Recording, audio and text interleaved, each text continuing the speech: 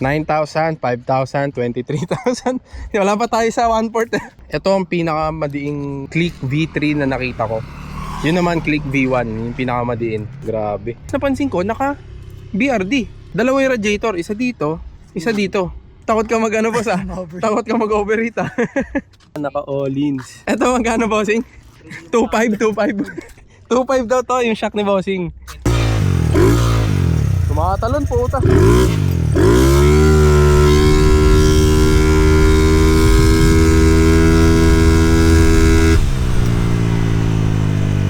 Solid.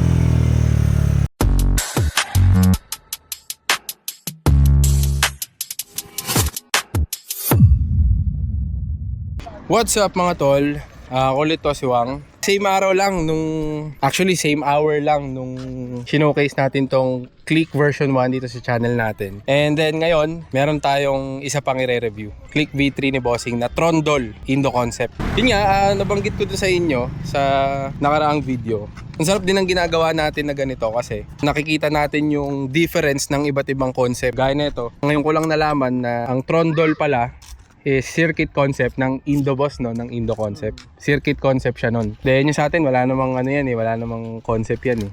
Pero yung mga nakaraan naka circuit concept, mga kadalasang na showcase natin sa channel natin. So, eto, i-review natin itong Click V3 ni Bossing, ni Boss Louie. Boss, walkthrough mo naman kami dito sa unit mo na Click V3. Saan ba sisimulan yun? Dito ulit tayo sa ulo, sa master. Dito sa side mirror.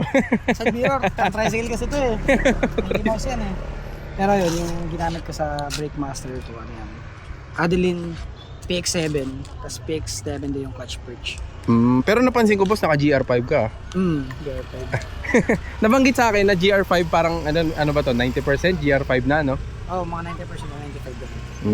Grabe, busog. Tapos dito bossing, eto to, pinalitan mo na to yung pinakabaso niya. Titanium na siya, buong baso titanium na. Tapos nasa magkano bossing? Itong baso lang. Estimate lang. Itong buong baso na to, kasama yung bracket.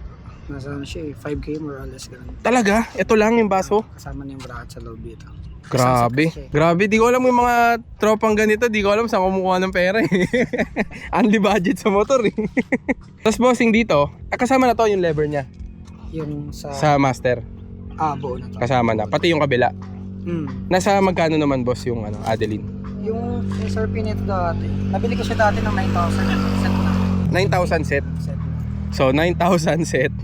Plus ito 5,000, kayo na lang bahala. Ito mahal din to eh, oh. Nakakabit kay bossing eh. Ganda pang pang montage niyan. Insta360 na X5. Then napansin ko, ang dami ring carbon ni bossing. Carbon dito kagaya nung yun kay idol na Click version 1. Ito Click version 3, dami ring carbon. Ito bossing, saan gawa tong carbon na to? Dito sa Pinas o yung kagaya kay bossing na Pinas lang din yan. dito rin gawa. May brand ba to? Wala. Tapos ito bossing, stock ba to? Ay hindi. Nakabayad na rin siya. Kasama yung biled, kasama ito. Or biled lang din yung tawag pero separate mo siyang bibilin. Ano siya eh, kami kasi gumawa na ito. Talaga? Package siya. Gumagawa kayo ng ganyan. So, may page ka ba, bossing? GR Motor Shop. Gumagawa sila ng anong mga ginagawa niyo, bossing doon? Biled po. Yan. Biled. Pinaka-main namin, biled talaga. Kahit anong motor? Yun pala. So sa mga tropa, since nakafocus tayo sa motor dito sa channel natin, chat lang kayo kay bossing kapag interested kayo magpagawa ng biled. Dito bossing, magkano may pag magpapagawa sila? Yung mga ganitong design na RGB siya winglet. RGB sa winglet, sa shroud, tas sa pinaka-eyeline niya. More or less nasa 20,000 to 23,000. So etong nakakabit sa'yo, 20 to 23,000. Grabe. 9,000, 5,000, 23,000. Wala pa tayo sa 1/4. Sobrang diin itong motor na to. And then, tas dito bossing sa sa shock mo, napansin ko, iba yung shock mo may baso, no? Kaita front shock. Anong tawag boss? Sorry? Kaita. Tas ito, specific pang Indo rin. Indo branded siya. Indo brand siya. Nasa magkano bossing ang ganito? Ang SRP nito nasa 12 or 11. 12, grabe. Tas ito naka-drop o since pang Indo siya, ganyan na siya? Ano siya, stock height siya, standard size. Stock height yan. So, yung ano niya, yung height niya, standard size ng Ng pang-click? Okay. So wala siyang dinrap. Hindi kagaya ko dun sa kay Bossing na nakadrop. Ano. Grabe. Tapos dito napansin ko kay Bossing, naka-RCB siya na radial, no? Then nakita ko rin dito, iba yung ano ni Bossing. Iba yung brake hose niya kumpara sa mga alam natin. Ano to Bossing yung brake hose na nakakabit? ito boss, ano to, switch rin siya. Tapos Brembo na quick release. Switch na brake hose. Tapos Brembo na quick release. Sa brake hose Bossing magkano ang ano, switch? Itong nabili ko kasi itong hose na to, kasama yung switch, more or less 2,000 na ito, 3,000 ganun. Itong quick release 800 lang. Mura lang yung quick release, no? Tapos Bossing ano to? Para saan to? Yung parang ito oh. Ano siya, parang bracket siya, para hose holder siya. Okay. So, ang purpose lang niya para may hose holder. Kasi pagka wala siyang ganyan, wala siyang kapitan dito eh. Oo, tama. Bracket lang to. Pero ang stock meron syempre, no? Tapos dito Bossing magkano ang RCB na radial? Ang SRP nito ngayon nasa 9K to 9.5 yung ganito eh. Grabe. Wala pa tayo sa 1/4 na nalulula na ako sa presyo eh. Pagkasama yung bracket niya. Ang bracket kasi ito, nabili ko to sa 2.5 itong bracket. Yung bracket pa lang. Grabe, caliper na ng iba yun ah. Yung bracket mo, caliper na ng iba. Tapos dito Bossing, napansin ko, naka big disc si Bossing. Anong big disc to boss? Ataka po. Ataka. Tapos grabe yung ano, pakita ko sa inyo mga tol yung ano, yung mga GR5 bolts ni Bossing. Grabe. Sobrang diin. Tangina. Tsaka ito, since trondol siya, nabanggit nga pala sa akin ni Bossing, ang trondol concept is circuit concept ng Indo. So, yan, kung makikita nyo, naka fender delete, tas yung mga dito, yung gulong ni Bossing, hindi manipis. Tas Bossing, napansin ko to, ito gusto ko sa motor ko to, ano bang tawag dito? Air duct. Air duct. Parang pinaka-fan siya ng ano yun, ng brake, ng brake pads. Para di iminit lang. So, pag umaandar ka, since syempre trondol concept nga siya, circuit, so pang mabilisang speed, dito papasok yung hangin, diretso sa brake pads para hindi mag-overheat yung caliper. Lupit. Tapos Bossing, ano yung mugs mo? Ano po yan, Racing Boy. OG mugs po siya. Pero mugs na siya. Talaga? Racing Boy to? Opo. Tangina, ngayon lang ako nakakita nito. Solid. Kauna-una ang mga CNC mugs ng RCB. May idea ka kung kailan ni-release tong ganito? Hindi ko na sure eh. Tagal na siya eh. Pero nabili ko lang din kasi siya daan. Grabe, ngayon lang ako nakakita niyan. Sobrang busog. Ito ang pinakamadiing Click V3 na nakita ko. Yun naman Click V1, yung pinakamadiin. Grabe. Tapos boss, ito napansin ko dito. Ano to? Stabilizer po. Stabilizer siya, pang liko. Ano siya eh. Pag alam mo, pag mabilis siya, kadalasan yung manabela nag-wiggle, diba? Oo. Sa kanya, nililesen niya. Okay. So, since trondol nga siya, since circuit concept siya ng Indo, madalas, high speed, para hindi siya may tawag dun eh. Nag-wiggle po. Parang wobble ata. Hindi nag-wobble. Tapos, tank slap yata yun kapag tawag sa mga big bike eh. Pag gumaganon yung manibela eh. Then, napansin ko dito, ito pala boss, anong brand siya? Hindi ko sure eh. Shopee build lang. Shopee build to. Shopee pyesa pala to. Hindi alam ni Bossing kung anong brand. Pero ito, sure alam ko kung anong brand to. Koso. Same nung kay Bossing, naka-Koso ano siya, no? Dito Bossing, magkano ang estimate mo? Ito more or less 8K to 9K yung ganito. Yung panel. Kasama to? Ay hindi. Ito, 600 lang yung Koso. Ito, 8 to 9K. Yung gauge panel. Then ito, para saan to Bossing? Sa heat tempo ng para dun sa radiator. Nakakonekta pala to dito sa radiator. Kagaya nung nireview natin na nakaraan, yung motor natin na Fino, nakaganto siya pero yung old model kasi yun eh. Yung ganito na, yung temperature gauge niya. Yung old school pa. Yung disabit lang boss. Yung parang ganito, nilalagay lang sa side mirror. Ganon yung nakalagay kasi dun eh. Tapos boss, dito sa radiator, anong gamit mong radiator? Double S. Parang nga siya eh. Hindi siya sikat na brand eh. Pero ano to? Indo concept? Indo brand ba to or ano?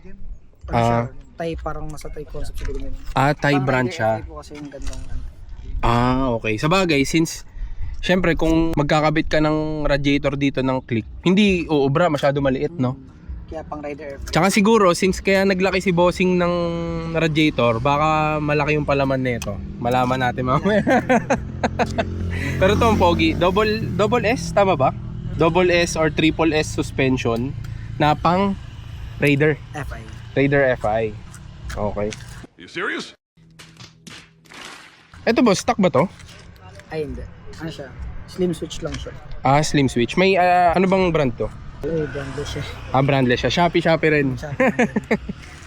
Then, Daytona. Napansin ko pares kayo ni bossing. Naka-Daytona din siya na ano. Dito na quick throttle. Tapos ito, since trundle nga may ganito siya, no? Yung lever guard. Anong lever guard to, boss?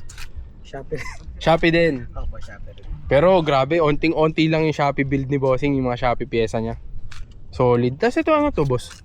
Oil catch? Opo, oil catch. Dito nakalagay, no? Ay, wala na palang ano to si bossing. Wala na. Wala nang U-box, tinanggal na. Pero to, dito nakalagay yung oil catch. Tapos napansin ko, naka BRD. Dalawa yung radiator, isa dito, isa dito. Naka-bypass lang po, dual rad. Dual rad talaga siya. Ah, takot ka mag ano boss ah. Takot ka mag-overheat ah. Tapos ito nakita ko yung pipe ni bossing, ang pogi. Ito is Razer na atomic, tama? Grabe ang pogi. Magkano yan boss? Yung price niya ngayon nasa 14 to 15k yung kanyang canister. Tangina, canister pa lang. Wala pa yung elbow. Wala. Sa elbow magkano? Ito 1.6 yung paggawa ko ng ganyan. Straight pipe na 32 ayan. Kasama na yung bang sensor? Hindi pa. Ah, hindi pa. Bali mga tol, sa mga hindi pala nakakaalam, yung bang sensor, pinapasadya to sa mga nagpapakabit ng pipe para Sa pag AFR kapag ka ida-dyno siya or i-remap, no? Para mabasa ng maayos. So yun, dito bossing sa swing arm, PZTech. PZTech na swing arm na specific siya for Click V3. Nasa magkano naman? 3k lang siguro yun. 3k to 4k ganun. Yung 3K na pyesa kay bossing lang lang. Sa akin 3K na yun, mahal. Fuel cap, tingnan natin yung fuel cap daw. Fuel cap? Yung cap niya sa likod. Ay oo, di ko pa. Ay, naka-Ollins pala. Busog. De, mamaya na yan. Dito tayo sa panggilid. Napansin ko, iba yung panggilid ni bossing compared sa mga usual na Honda Click na V3. Boss, ano tong nakakabit sa'yo na ano? Crankcase cover. PZTech din po siya. PZTech. Ito yung mga gato itsura, alam ko to. Nasa magkano to? Yung gantong PZTech. Ah. Ang kuha ko dyan dati nasa 9k pa. 9k ganun. Pot. 9k pa yung kuha ko dati. Crankcase cover. Pero nasa ngayon, nasa magkano kaya siya? 7k siguro. Baba kasi yung presyo niya eh. Since dumadami yung CNC crank na binibenta. Okay. Pogi, no? Tapos ano to? Anong bell to? Ano yan? Kaya hindi makasawa na tayo. Ah, yung speed tuner. Ah, okay. Grabe, hanggang dito kompleto. Hanggang loob oh. Hanggang loob mga tol, naka GR5. Grabe. Ang sarap lang makakita ng ganito, nakaka-amaze. Nakaka-amaze kung paano sila magbuo ng motor, kung paano yung passion nila sa pagbuo ng motor. Grabe. Nakaka-inspire yung mga ganitong build. Tapos, eto na. Eto na pinakamabigat sa lahat. Yung shock ni bossing. Naka-Ollins. Eto, magkano bossing? 2.5. 2.5 daw to yung shock ni bossing. 25k. Hindi, bossing, magkano ang dito sa Ollins mo? Kung willing ka lang i-share. Yung SRP na ito, pag hindi kasama yung titanium na adjuster, nasa 30. 30,000 Ito lang. Kasi ito, yung shock lang. ito naman 15. Ito, adjuster niya. Adjuster nang para saan? Sa ribbon po, sa pinaka-shock niya. Pag in-adjust mo, delete yung shock niya ganun. Ah, okay. Tapos separate mo pa siya bibilin. Magkano ulit? Sorry. Ito po yung adjuster niya, 15,000. 15 plus 30. So ito pa lang kaya nang bumili ng Click na version 2. Tayo na, grabe. Ang lala. Ano mo magkano yung niya? Oo nga no. May napansin din ako yung keychain ni bossing naka GR5 din. Brake arm. Tapos yung sinasabi ni Kuya Edo kanina, yung gas cap ni bossing, pwede mo masilip. Ayun.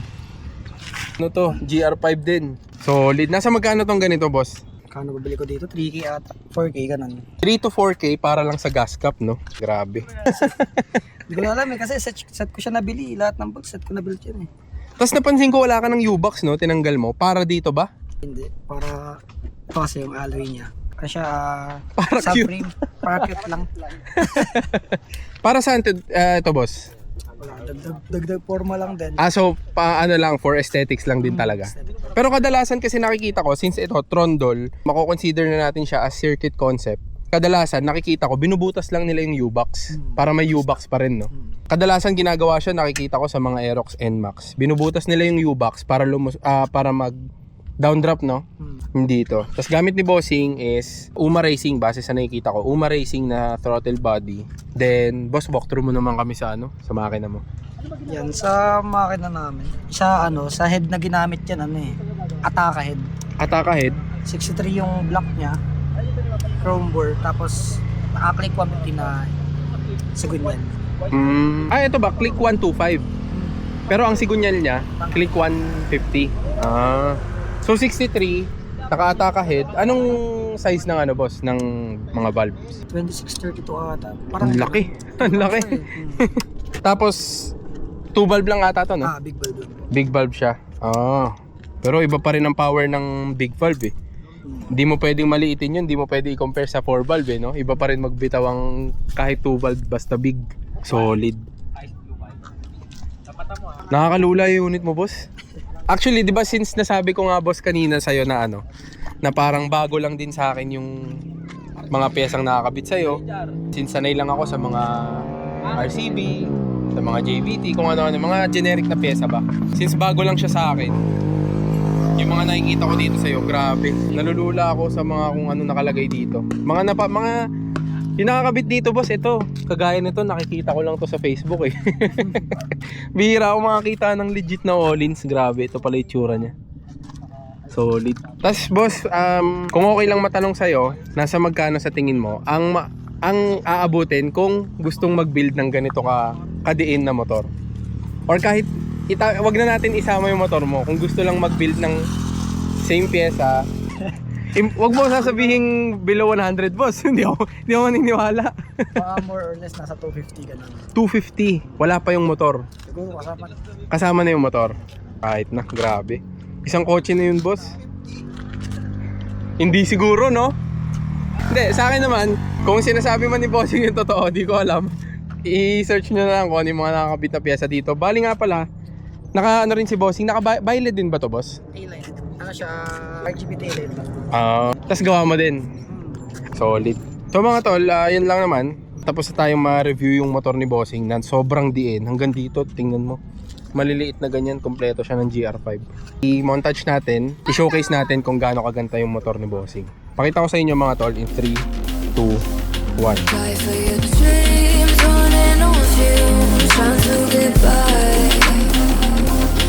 Take what you need, love what you do, when you'll be alright. Some money, power, glitz and some glamour to make you happy. Will you be happy in the end?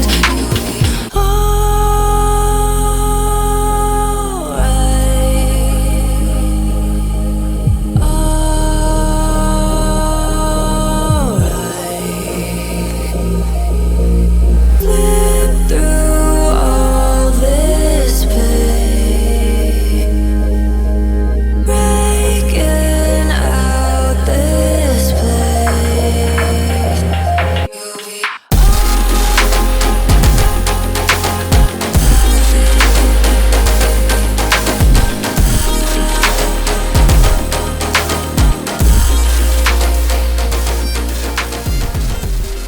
Tara, buti pinayagan tayo ni boss na i-testing yung motor niya. Siyang karangalan makapag-drive ng ng ganito kadiin na motor. So, napaka-thankful ako sa mga ganitong opportunity. Maganda rin na pinasok talaga natin yung ganitong mundo ng pagmumotor. Boss, testing ko lang ha. Solid. Naka-bend din pala yung niya, yung manibela, pang circuit concept talaga. Solid, tumatalon. Tumatalon po uta.